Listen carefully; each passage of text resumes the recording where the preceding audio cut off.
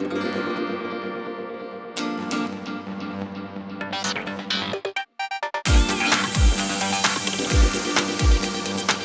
2012, life was simpler. Phones were smaller, tablets were bigger, and the iPad mini was right in the middle.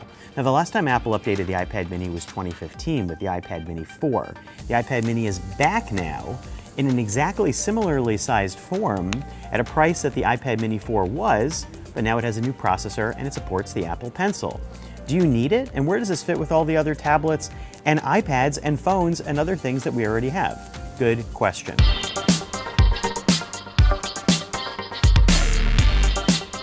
There's an A12 processor and 64 or 256 gigabytes of storage inside the new Mini, which starts at $399, the same price as the older one.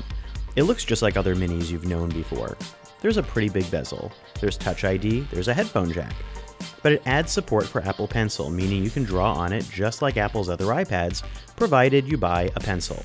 And not the new one that works with the new iPad Pros, the original one, which you charge from the Lightning jack like a spear. The new Mini is fast and basically has the power of last year's iPhone XS, XR, or XS Max. It's a bit slower than the iPad Pro models. It's faster than the less expensive 9.7-inch iPad. It's a cute size, and it feels more like a sketchbook. It feels far more portable. It's the update to the Mini that would have been great to have 2 years ago.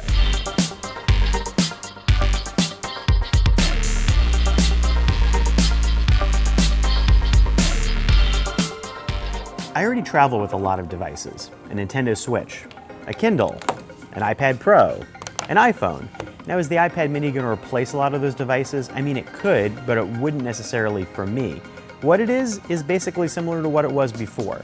It could be a hybrid device, it could be something that replaces one of those, or it could be a stand-in for getting a new phone. Maybe it's a large iPod Touch.